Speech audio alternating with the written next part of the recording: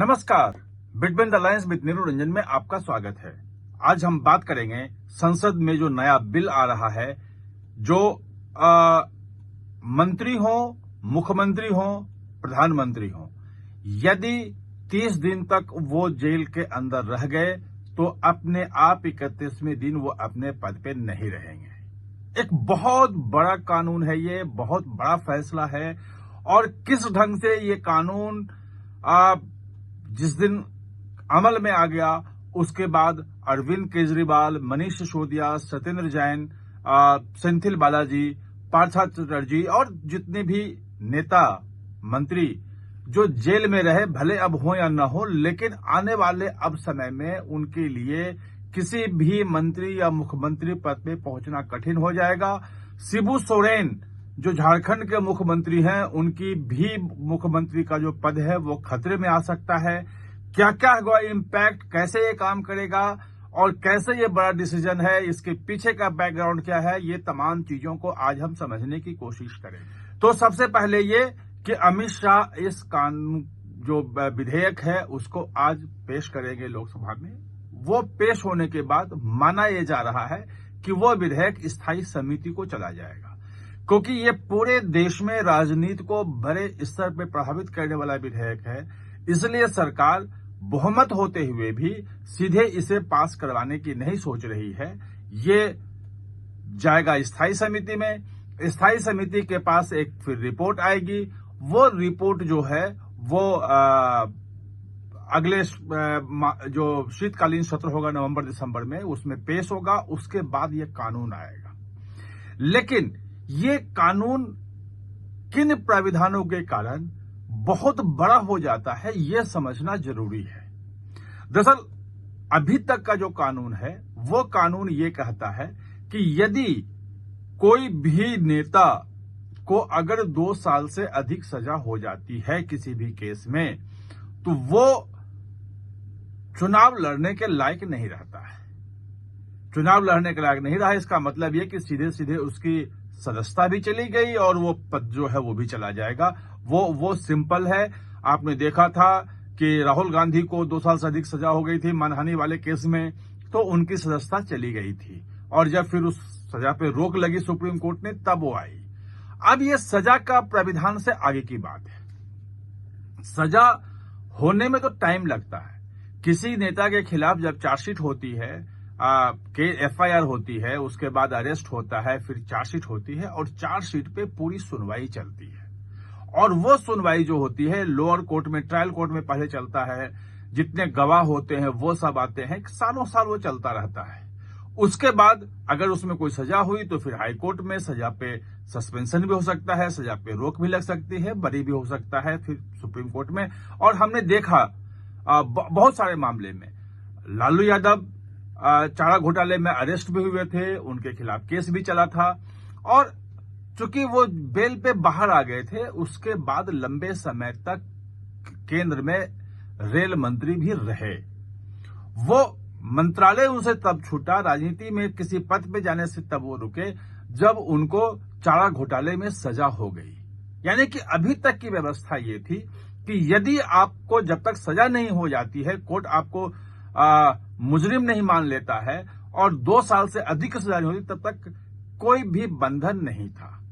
और हमने देखा था कि अरविंद केजरीवाल मुख्यमंत्री रहते हुए जेल में रहे और जेल से पूरी सरकार चलाते रहे। एक संवैधानिक संकट की स्थिति जैसी हो गई थी। यही स्थिति मनीष सिसोदिया के मामले में थी, यही स्थिति सत्येंद्र जैन के मामले में थी।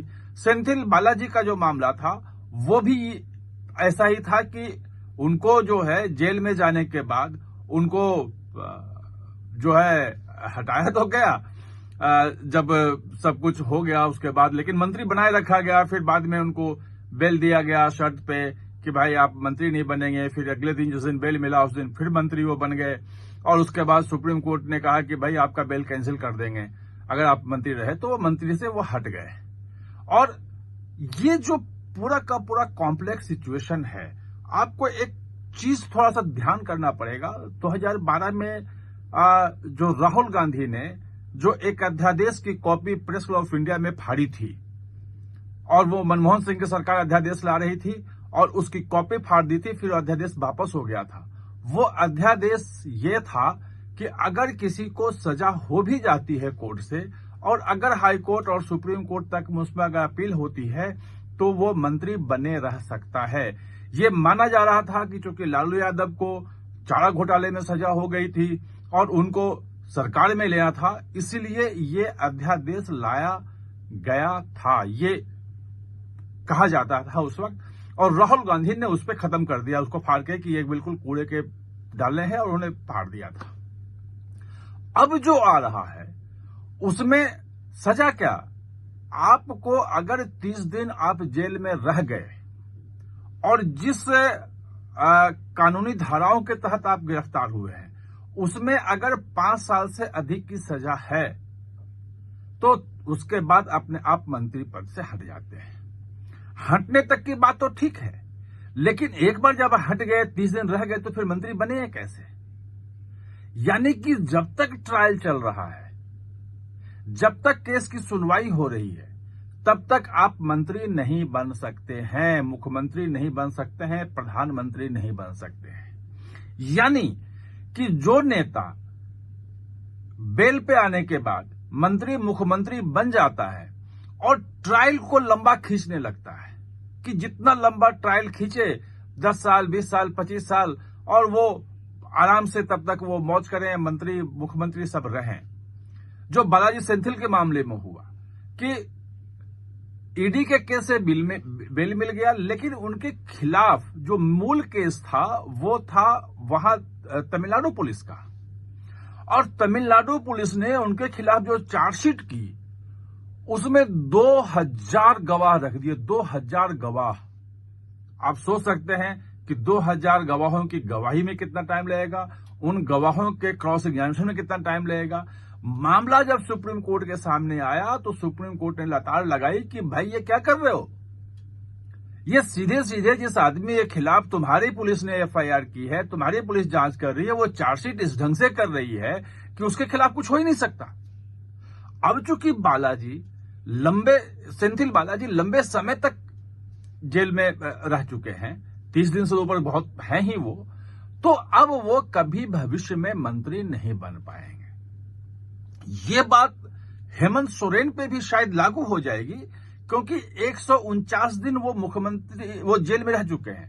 वैसे जब उनकी गिरफ्तारी हुई थी तो उन्होंने इस्तीफा दे दिया था, इस्तीफा देके चंपई सोरेन को बनाया था। फिर बाद में जब वो जेल से बाहर आए, फिर वो मुख्यमंत्री बने। चंपई सोरेन के झगड़े वगड़े वो सब पॉलिटिकल चीजें हैं, वो सब आप जानते हैं।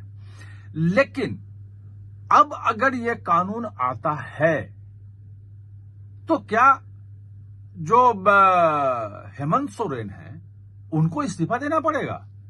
क्योंकि लगभग 149 दिन 148 दिन ऐसे वो जेल में रहे थे। ये एक बड़ा सवाल है और एक बड़े पिंडोरा बॉक्स जो है वो ये खोल रहा है। और करप्शन के चार्ज अगर गंभीर लग रहे हैं या कोई भी गंभीर चार्ज किसी नेता के ऊपर लग रहा है और वो अरेस्ट हुआ है, तो उसको कोई महत्वपूर्ण पद लेने से, मंत्री मुख्यमंत्री बनने से रोकने की दिशा में ये एक बहुत बड़ा और बहुत क्रांतिकारी फैसला है।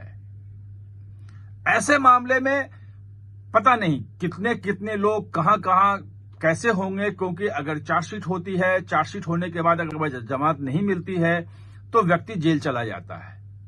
और अगर वो जेल चला गया, 30 दिन रह लिया, तो उसके बाद फिर वो मंत्री मुख्यमंत्री और प्रधानमंत्री की सपना वो छोड़ दे, जब तक उस केस से वो बाइज्जत बरी होकर के बाहर नहीं आ जाता है। ये उत्तर प्रदेश लें, बिहार लें, तमाम जगह लें, जो बाहुबली हैं, जो करप्शन में फंसे नेता हैं, पैसे के बल पे हैं, जो मुख्यमंत्री को और सरकार को अपने दबाव में रखते हैं और सरकार उनको मजबूरी में मंत्री पद भी देती है, कई जगहों पे बिठाती है। ये तमाम चीजें अब इस कानून के बनने के बाद वो खत्म हो जाएगी। इस मुद्दे पे कुछ और पेचीदा चीजें हैं, विपक्ष के कुछ सवाल हैं, जिस सवाल पे हम अलग से नए वीडियो में बातचीत करेंगे कि उनकी जो चिंताएं हैं वो चिंताओं का क्या है और विपक्ष को कैसे प्रभावित करेगा या नहीं करेगा। आप हमारे साथ चर्चा में जुड़े, इसके लिए बहुत बहुत धन्यवाद।